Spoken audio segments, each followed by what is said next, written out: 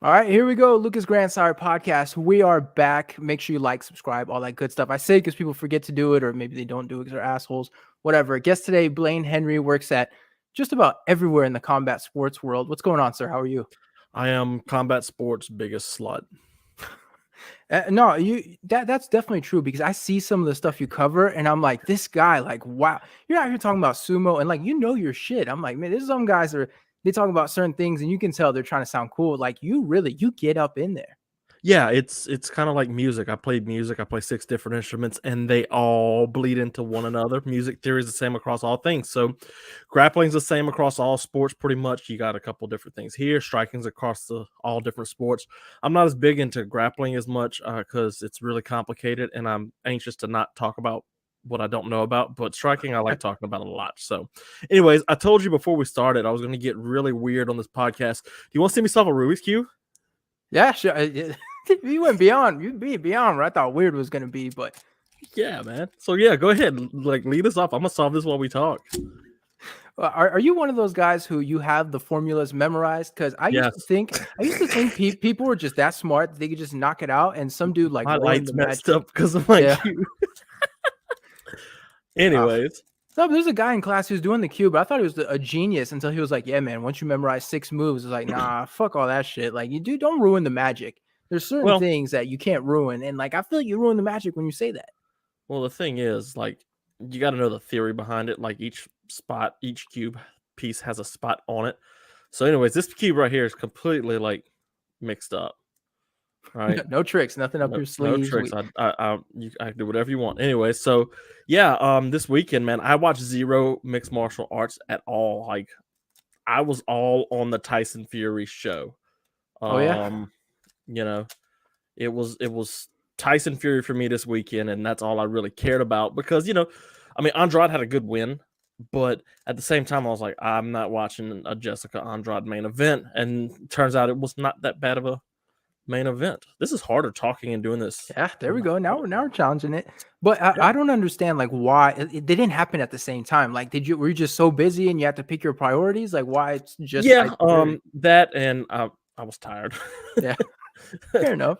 Just being a dad and doing all the dad things. I went to the zoo, and my dad just had surgery and stuff, so I went over. We did steaks at his house. I cooked them for him and all that, and it was just a good time.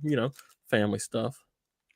Man, I understand because these past 2 UFC cards have made me sit back and question, do I like this sport? Do I actually, am I a UFC guy? Because you look at these cards and it's like, man, I know a lot of these guys, but I don't know if it's enough to really like, if I had something important to do, I'm pretty sure, I would skip these cards when there was one time where, I was like, I would never skip a UFC card. They do this for me and my people. But now I feel like we're getting to these cards where you're like, bro, why are we having You're not two? trying at all. No, it's like you have 2 people in the co-main who are making their debut. It's like, not to shit on them, but there's some great fights on the card that could replace them. It's mind-blowing to me, like some of these fight night cards and just how bad they are. They're phoning it in, I think, Yeah. honestly, because they got the ESPN deal. And it's like, oh, we just got to put on the cards and we get paid. It doesn't matter what. You take away incentive. It kind of goes into the same tongue as the whole fighter pay thing everybody talks about. UFC's like, yeah, well, the fighters won't try if they get paid their show and win bonus, so we're not going to do that. And at the same time, UFC has a win bonus that they get, and they don't do anything. So it's like, oh, that's really hypocritical if you pay the fighters. Fair enough, man. But I will say this though, Bilal versus Vicente, like that's a good main event. Like I was looking at it, I was like, a man, real good main event, except for Bilal Muhammad being boring. He's such an effective fighter. It's boring though. Like, that's how GSP was. And I'm not saying Bilal's going to be as great as GSP, but at the same time, like, it's the same type of effectiveness. Like, yeah. He's just so good in one area. And yeah. All right. So here's the fun part. Watch this. So this not solved all the way.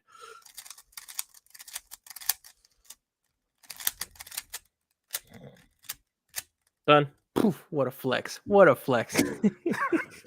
I looked it up on YouTube. I say I don't have the patience, man. I could never like I can fidget with it, but in terms of like actually solving it, like I've accepted my fate. It's just never gonna happen. I said that too. And then my son was like, "Hey, have you ever heard of a Rubik's Cube?" And I'm like, "Uh-oh."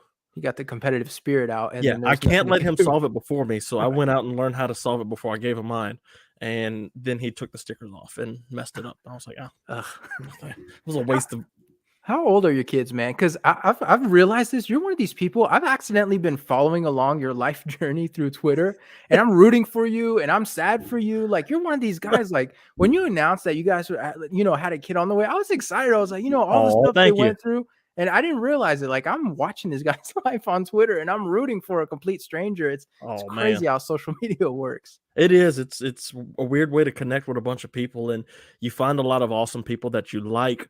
And it's like, man, I've never met these guys. Like, I've got several group chats I'm in where I'm like, I've never met a single one of you, but all of you are my brothers. But yeah, I've got a 10-year-old. Um, I've got a 10-month-old, and then we got one on the way, and it's like, oh my gosh, how I'm gonna do this? How I'm gonna do? But we're gonna do it. Yeah. Kids are fun and they're rewarding. It's not easy, but it's fun. Um, my son, before we put him down to sleep tonight, the 10-month-old, he was screaming and crying, and it's like, oh my gosh, I just got home from work and he's screaming and crying. But at the same time, I walk in the door, he gives a big old smile. And it's like, oh, this is God totally damn it. worth it. He's winning you over. It's like, man, how can I? It's like, damn it, he got me again. Stop. We are tough in this household, young man. No Uh, smiling. Oh man, yeah, you're talking about kids. I'm saying I have a dog. That's a lot, man. I'm still a young man. I have time, but the family members are getting to that point where people are, oh, it'd be great to have kids and stuff. Yeah, I'll decide. I'll decide Yeah, when the time's yeah, right. Like, definitely. Take your time. It is work. so where are you at in the world, man? You're in Louisiana. I feel Yeah, like there's not Baton a Rouge, whole. Louisiana. It's I feel hot like, every yeah, day of the year except for one weekend. We get 60-degree weather and everybody forgets how to drive, and it's the worst thing ever. I absolutely love the cold and hate the heat, but I was born and raised here, and this is where my roots are, so this is where I'll be. I love Baton Rouge. LSU football is life.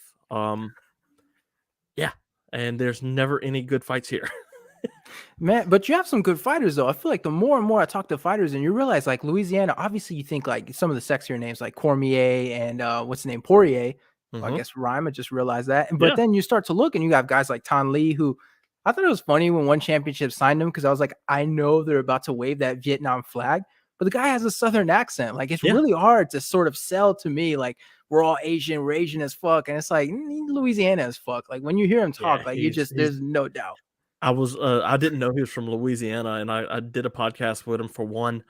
Speaking of, I do want to talk about one in a second, but I did a podcast and he was talking. I'm like, you sound just like everybody from down here. Where are you from, Ton? And he's like, I'm from Slidell. I'm like, oh God, I'm from Baton Rouge. He's like, wow, okay.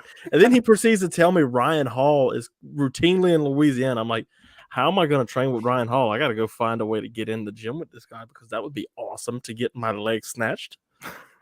Dude, Ryan Hall's a fucking savage. I first discovered him on The Ultimate Fighter, and he's like a cheat code. Everybody was coming in there like Ryan Hall. He's gonna try to lock up my legs. He's not gonna try. He's gonna lock up your legs, and he's gonna walk all the way to that final. It's crazy seeing how good that guy was. Unless your name is Aaliyah Taporia and you're the future 145 champion. Or Saul Rogers. Let me throw it out there because I know he Yeah. fell off a cliff a little bit, but he Yeah. was the rare guy to have figured it out. Yeah, you're right. And Ryan Hall's an awkward style because he kicks. He doesn't punch. He just kicks you. It's like, what is going on here? This dude, you look at him and you're like, this dude cannot fight whatsoever. Then he like M&R rolls on the ground and is like, oh my gosh, that guy, like BJ Penn's dead. His leg snapped in Yeah, half. I could not believe that because I thought, come on, like BJ Penn, say what you want about him. Yes, he fell off a cliff, but It's come on, jujitsu. he's fine. It's BJ Penn. Nah, Ryan Hall said Not even no. close. Oh man, that's crazy. But I mean, who's the AJ Fletcher? He's coming from Louisiana too. He seems like He a looked bright good. prospect too. Yeah, He looked good. You got Matt Schnell, who's from Louisiana. right. Yep. You got Brendan Allen, who's from like 10 minutes down the road from me. Let's see. Thomas Webb just fought on Eagle FC. You got Kurt Hollabo, who fights in Eagle FC now, fought in the UFC. Louisiana's got it's an odd number of fighters that they got coming from here. We have 0 wrestling programs. We don't have any wrestling college.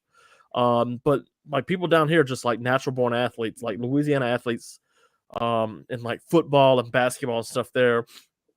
LSU has the most football players in the NFL, or they did. I don't know if they still do, but they have the most football players in the NFL, or one of the most. And that's just the athletic nature of things down here.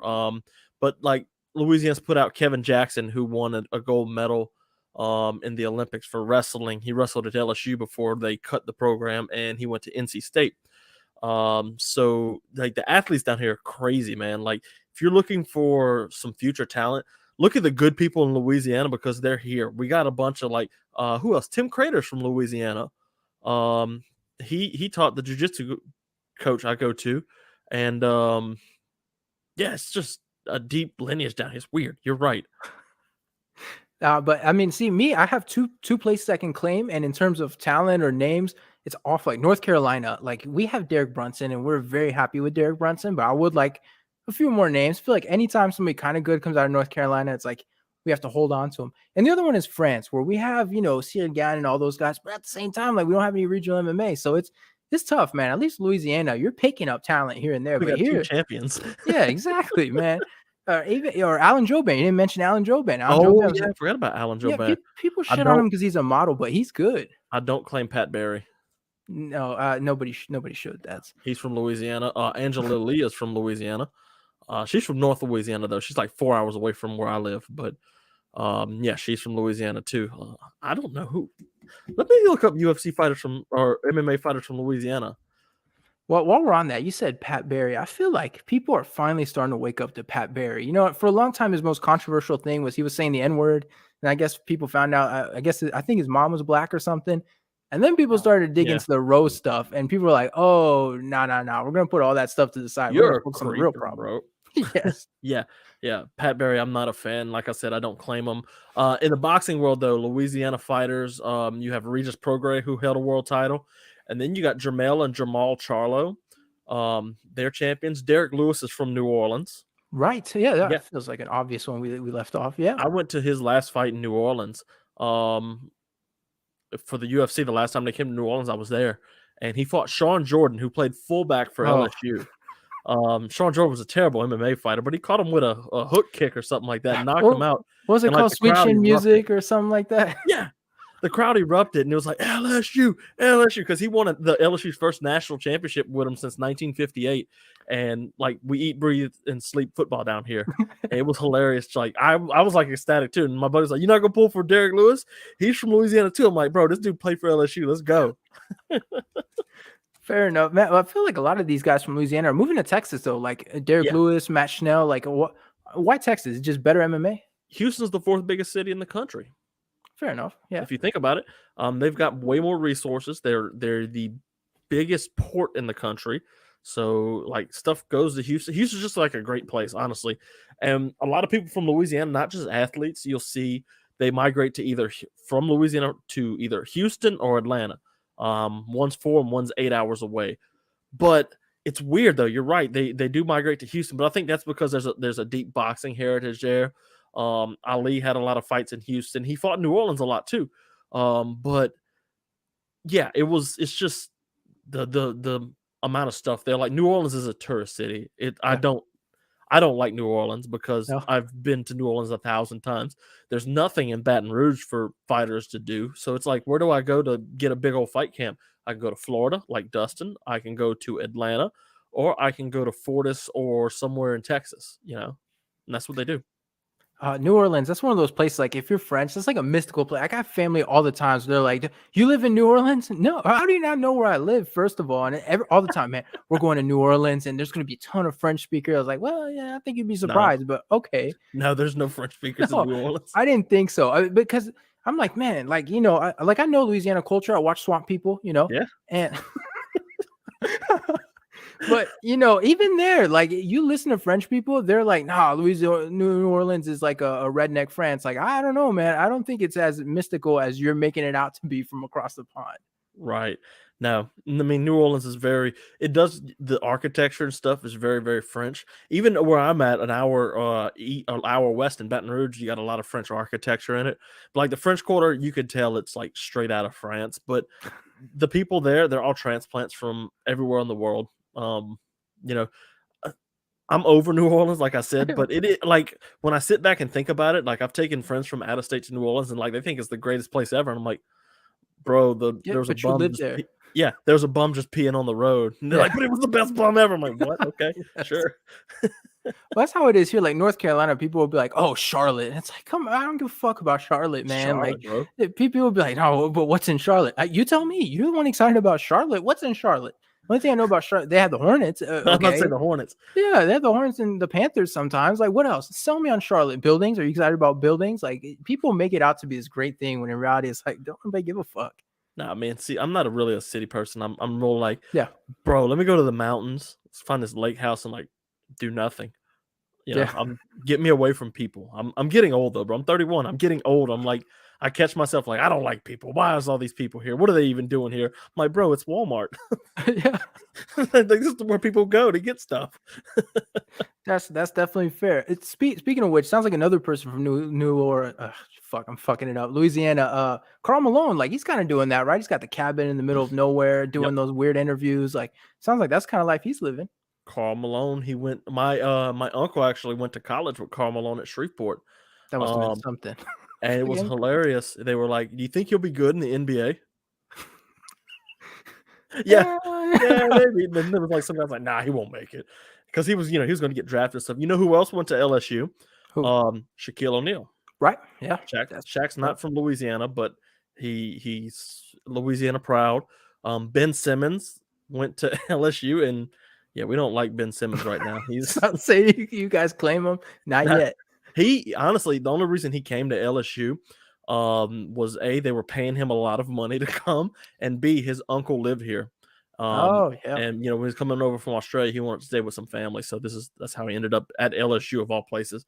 And they did nothing with him except beat Kentucky once. And I was like, okay. And I was at that game too. So I was like, yeah, Oh. this is a great game. But they didn't win the playoffs. They got suspended from the postseason and all. It was just terrible.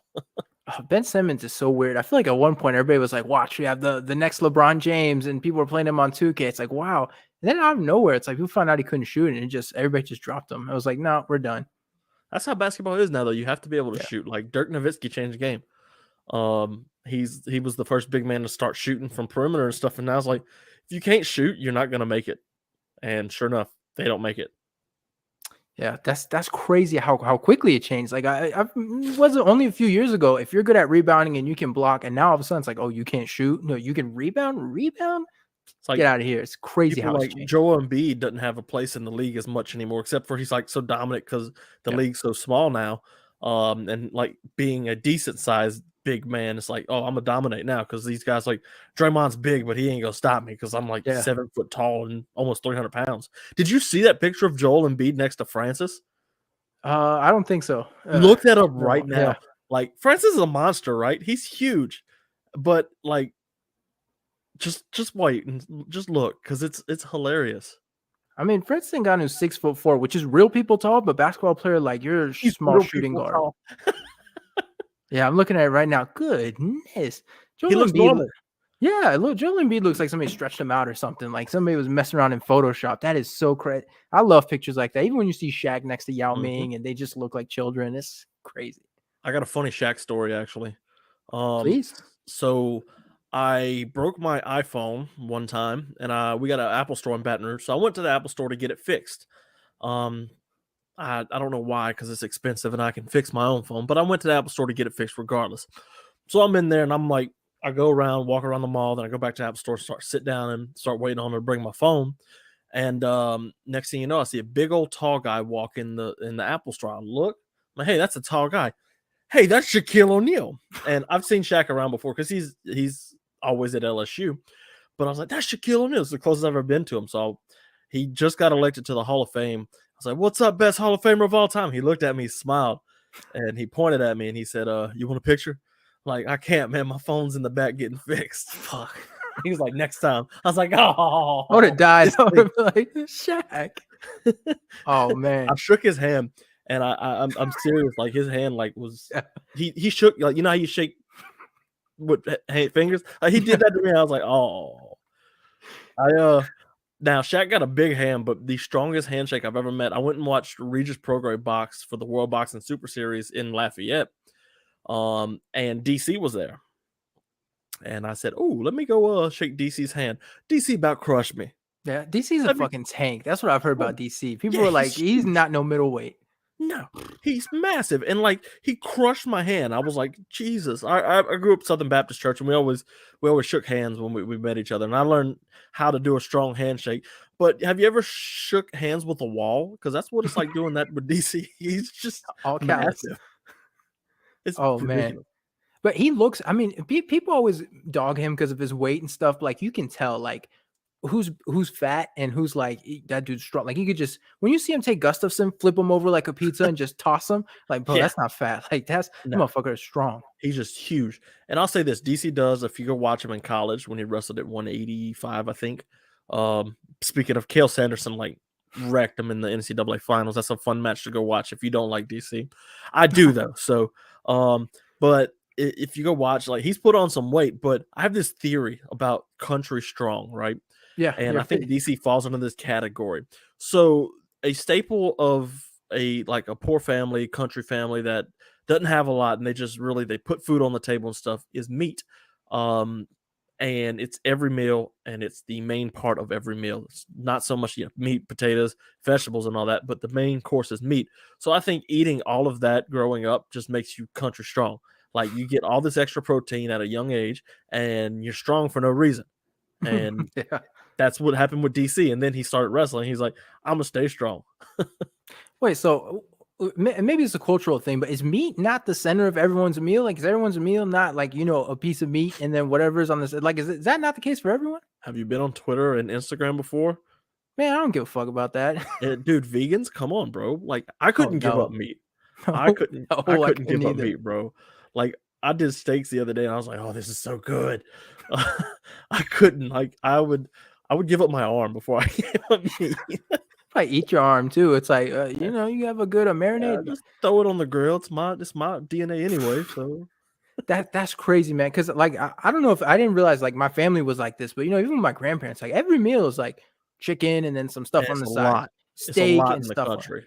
Yeah, it's crazy. Like I find out people like, oh, we just had a small salad. What are you talking about, man? My grandparents would be mad at me if all I ate was a salad. Be like, no, where's the meat? Where's the protein? It's Bro, crazy to me when people aren't I'm like that. gonna I'm gonna be real. Like a filet mignon tastes great, but I need two of them, and I'm not paying for two of them because I mean those are tiny, bro. Yeah. Those are so tiny. I can't do that. What's your favorite steak? Like what's the best New like the York best one strip. you've had? Yeah. New York strip. Now the best. They got a local restaurant. If you're in Baton Rouge, first of all, hit me up and we'll hang out. But also, and that's not just you, Lucas. I'm talking about everybody's listening. But yeah, hit me up because I got this restaurant here. It's expensive as all get out, but it's called Stabs. And I had their New York strip, and good golly, it was not only tender and buttery, but it was just perfect. Oh my gosh. I'm a fan of Texas Roadhouse steaks, saltgrass. My wife is real big on saltgrass. I like saltgrass too. Although I make her mad. We go and I get the chicken fried steak, and she's Ugh. like, "Why don't you get a steak?" I'm like, "Because." I think the best steak I've ever had. I don't even know what it is. It was so shrouded in mystery. Like it was a couple years ago. I was still in France. There was like this family friend we knew that went to a region in the middle of the country, in the middle of nowhere, to visit this farm we were not allowed to know the name of for a type of cow we weren't allowed to know the name of. He just brought back this big ass steak, did it on the grill. No one would tell me anything. What's the cut? Nothing. I had it. I was like, that's easily. I was like, unfortunately, I've peaked. Like that's it. Yeah, I'm in my 20s and I've had the best steak of my life. you'll Like, never have a better steak. oh, and but the whole time you're like, so how do I find this thing? Oh, people they'll pretend to tell you, but they don't. Like, oh, you have to go, and then there's a thing, and so it's like, Yeah, they beat I'll around the never. bush.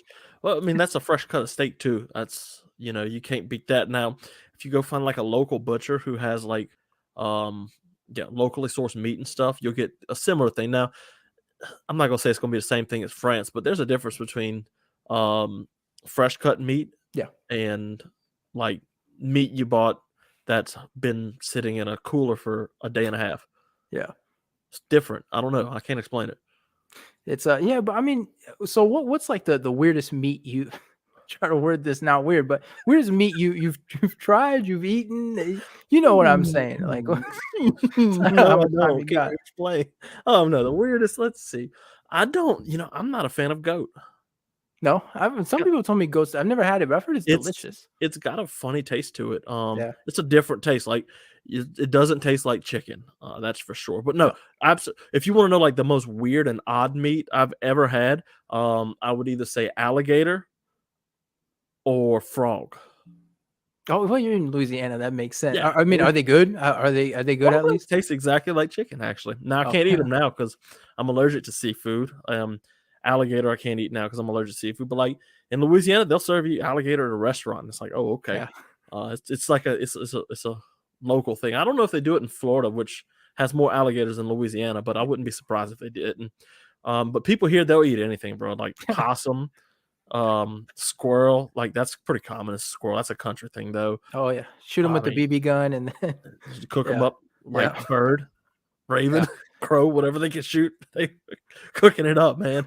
The A one lot of I've always people, no, go a lot of ahead. people, a lot of people eat like a lot of people say garfish is like a trash fish, but like we'll cook up garfish and make Yeah. garbles out of it. It's great. See, the thing I've always wanted to try, and everybody knows where this comes from, but elk. They've, Joe Rogan and those guys have turned into such a mystical thing where you're like, they make it sound like it's better than steak, and it's like I have to know. I don't know Yeah, if I'm willing to pay that much, but I have to know. I want to try bison. But you can't just walk into Walmart and buy some bison. No, dude, we got beef and That's chicken it, and pork. That's it. man. I'll say The big bison is easy here. Whole Foods or really Walmart or yeah, Whole man. Foods It's might have it. We got a Whole Foods that they have might have it, venison. but They have venison too. Whole oh, Foods has some I stuff. get fresh venison now. I got a friend of Yeah. mine, the guy who got me into MMA. He's always like, "Hey, come over to the house." I'm like, "All right, what we eating?" He's like, "Deer spaghetti." I'm like, "Absolutely." Is it Deer good? tacos, absolutely. It's just he goes and he hunts and he shoots them himself, so it's all fresh and it's glorious. Hey, clock in. Yeah, I was just thinking that too. I was like, yep, yep, yep. Hopefully, I don't get a text from someone like, "Why is there a podcast where you're clocking in?" I don't know, man. Stuff happens. But no, the good thing is I'm the only guy in my department, and I'm also the boss. So Yeah. like I'm What are kind you of gonna do? good. What are you gonna Yeah, do? Report me to me? yeah. It's like, what do you think I'm gonna do about it? Nothing. Oh man, that Lucas guy, he's really not good for nothing, is he? Yeah. Man, that's the thing though. What were we talking about? We were talking about venison. I feel like that's the best when you have like a friend that hunts. Obviously, if you hunt it, that's great too. But if you have a friend and they're just willing to give you some, that's the dream. And unfortunately, Yeah. I'm in the South, not the deep South, but I'm in You're the south. South. Yeah, South. We're South, but yet there's no one like, "Hey, Lucas, do you want 30 pounds of venison?" Like, hell yeah, give me all of that. But unfortunately, I Man, don't have that.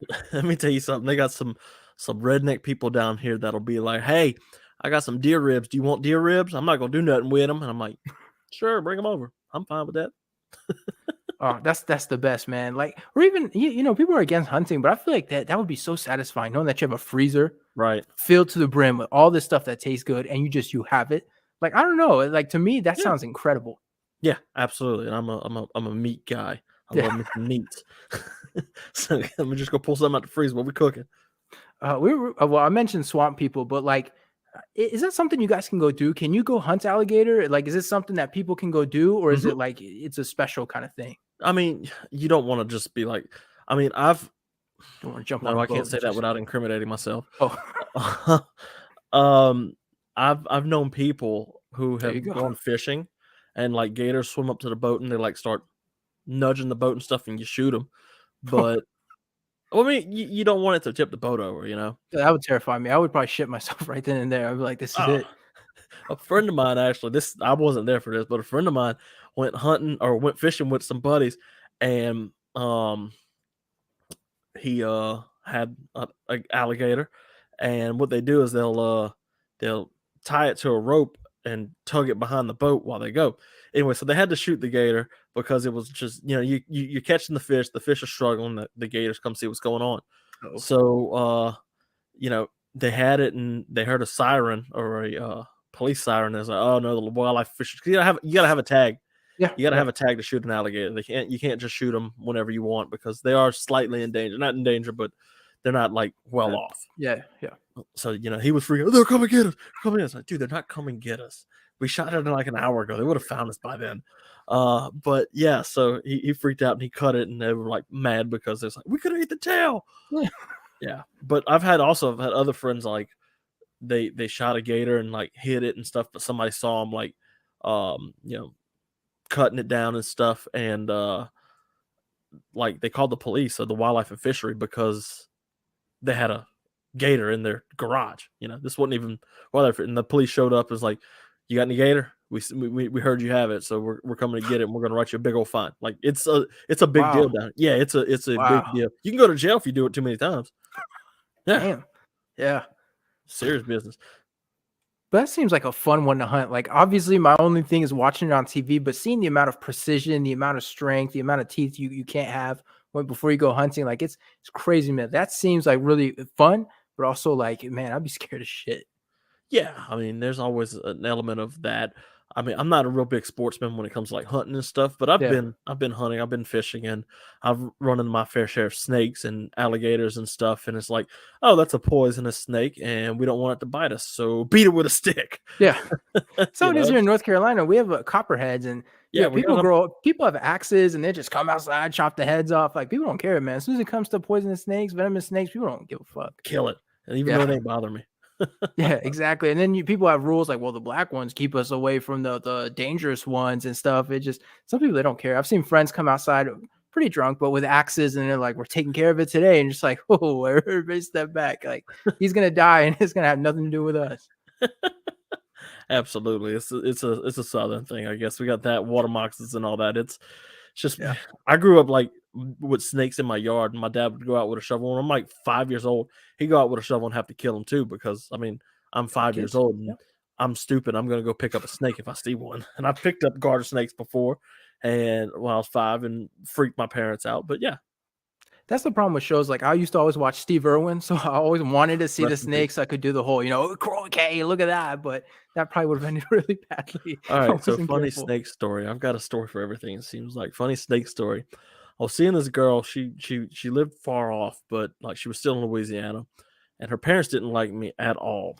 Um, back, hindsight, probably good reason. I was 19 years old and I was no good. I was just wild and dumb. But anyway, so she's like, "Hey, you want to go to my church?" I'm like, "Sure." That's what we do down here. We go to each other's churches when you're dating someone. I'm like, "Yeah, sure, let's go." So we go, and she's like, "Okay, I'm gonna warn you now. We're non-denominational." I'm like, "Okay, me too." And like, she's like, "No, we're like the denominational non-denomination, and meaning we speak in tongues and handle snakes." I'm like, Oh "Oh, shit. okay, yeah, let's go." That's at least you're in for something exciting. Like, no matter Yeah, what, like this is gonna be an experience. well, it's an experience. So I'm we go to the church and they start holding the snake, and I forget why they were holding the snake. I don't really follow too much onto that part of the religion, but um something about the devil was, it's to keep the devil away. And I'm like, okay, cool. So she's like, "Hey, do you want to go do it? You should do it because it would be respectful to my parents and stuff." I'm trying to get her parents to like me. Okay. Like, okay, yeah, I'll get in line. I mean, I've held snakes before. A friend of mine had a boa constrictor growing up, and I'd play with it. So yeah, it's a snake. It's She and set you up. She set you up right there. She knew exactly what to say. Oh, my parents. Oh, yeah, yeah. yeah. So I go up, I get in line, and I hold the snake. I hear someone in the back yell, "He's of the devil!" I said, "Uh oh." So apparently the snake wrapped around my arm the wrong way, Oh and no. the whole church goes up in chaos. What? I'm embarrassed, bro. I'm like white. I'm like, oh, I'm like 19 years old, and this is like nothing I've ever experienced before. So she's like, "I think you should leave." I'm like, "Yeah, I think I should leave too." So I hand the snake off to the preacher, and I go out. Anyways, and it comes back, and it turns out her mom yelled, "He's of the devil." Oh my god. What? I did this for you. Yeah, right. I'm like, oh my gosh. She was like mad at her mom, but like it ended up not going on more than like a week after that. I mean, you're the devil snake guy. Like, what do you want to do? But did she take it seriously too? Like, did she see you No, different after that? no, Okay. she didn't. But like her parents, the way it was like playing out was just like, this ain't gonna work. That's so unlucky. Yeah, That's it was like, so unlucky. what are the odds? Like, it And wrapped then around you the wrong way. like one time we went out to like the movies, and her sister drove. And her mom was like, "You need to get them home by 10 o'clock." And their car broke down, or they had a flat, so I had to change the tire. And we got home at like 10:05, and she was like livid. And I was like, "Oh man, this ain't good." But see, that's how you know, right? Hold on, I just did a super manly thing. I Yeah, changed the just tire change on the the side of the tire. road, despite being the devil or snake guy or whatever I That am. was that was before the devil snake guy. Oh, It was okay. All it right. just Well, progressed worse. so yeah, so at this point, she's like, not only did he intentionally break the car down and got her home 5 minutes late, but he's also proven in front of everyone that he's the devil too. Like that's too many strikes, man. It's way too many. I was one of many. I can't believe she's the one that yelled it out. Like, what are the odds? Like the person you're trying to impress, he's the devil. Like, what do you want me to do now? Like, She knew what she was doing. She was trying to get rid of me, and I was like, okay, that's fine. damn, everybody set you up. You were not coming out of that situation like a winner. Like, no, messed my head up too. I was like, am I really a bad person? well, yeah, because then you do think about it, and Yeah, I overthink things.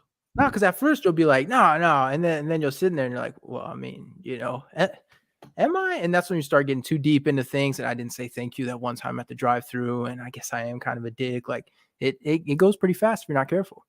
Right. But yeah, it was interesting time for sure. It's a moment I'll never forget with the church all up in arms over me. All right, man. Last thing before we finish things off, you did want to touch on one championship. Do you have a one championship hot take, something interesting you want to leave us with? Yeah, they're the future of martial arts. I I write a lot about one championship for Eric at MyMMANews. Shout out. And I've gotten to pay attention more to the product ever since I started writing for him, because I'm interviewing these fighters and I'm like, this is cool. So I'm watching their fights and I'm watching Renner to Ritter and I'm like, wow, this guy's scary good. He could beat Izzy. And then I'm watching Ton Lee like bash Gary Tonon's head in. Obviously you got the 1X. I'm just going back watching older fights too. And then you got Lineker and Bibiano. It's like, man, Lineker was like a dog in the UFC. TJ made him look bad, but that was about it. And they're putting on a great product. Now, they don't have as many good MMA fighters, and that's where Bellator really struggles. So they're signing these 0-1. They're signing what's the Gracie that fought that's like 0-4 now? Like they signed him. I can tell you, but I know exactly what you're talking about. Yeah. They signed him, and it's like, oh wow, that's Reaching. a horrible signing. But one championship makes up for this because nobody's getting these Muay Thai fighters. Nobody's getting these kickboxing fighters. And these are high-level Muay Thai. You like Nongo. He's like one of the best kickboxers in the world. Liam Harrison is one of the best Muay Thai fighters in the world. You've got all these guys signing. So they have really high-level fights. And if you like stand-up, it's Muay Thai and MMA gloves. It's what's not to love about it. Exactly. So they're putting up a great product. They've got some really good MMA fighters, but their kickboxing and Muay Thai is really where it's at. And I've been paying attention to it. I'm like, man, they're coming for the UFC. I just saw a report that said they were top 5 for Nielsen ratings for their last card. And I'm like, wow, that's impressive. I know they like to, play with the numbers, but I'm not going to get into the politics of the promotion itself, even though that's something that I do every now and then. I'm looking at purely the fights, and they're putting on great high-level fights, and their champions like, dude, John Lineker, if you don't think you can beat Aljamain Sterling, you are out of your mind. Yeah. Renner to Ritter, if you don't think he can go in there and compete with Kamaru Usman and Israel Adesanya, you are out of your mind. These guys are very good. Like Gary Tonon can go and snatch anyone's leg at any time. Ton Lee, somebody brought up a point that Ton Lee could like very well. It was Jarrett Brooks. I was talking to him. Jarrett Brooks, he went tooth and nail with Davison Figueiredo, lost a split decision that a lot of people thought he won. So these guys, they got some real good fighters, some real high-level fighters, and you're seeing it, and I'm big on one for sure. I wasn't sure where you're going to go, because sometimes people talk about one and instantly they start going off about how they have 13 billion viewers and stuff. So you never know like who is a true fan of it. But I feel like there's so much hate, and it's like sometimes you just why even Bellator, like Bellator Y was fun. I know Bellator is fun and shit on them, but one championship, like you mentioned, there's so much good stuff out there, and it's just, he gets so much hate, and it's like, you can see who actually watches it and who's just doing it because everybody else is doing it. Dude, if you don't like it, like I don't like Michael Chavello at all. I think he's obnoxious, but the product itself is real good. Like the fighters themselves, it's high production quality. It's like watching KSW. Like KSW puts on great fights too. That's another promotion that I'm really a big fan of. Ryzen not so much anymore since the pandemic, but they're gonna come back. But yeah, one.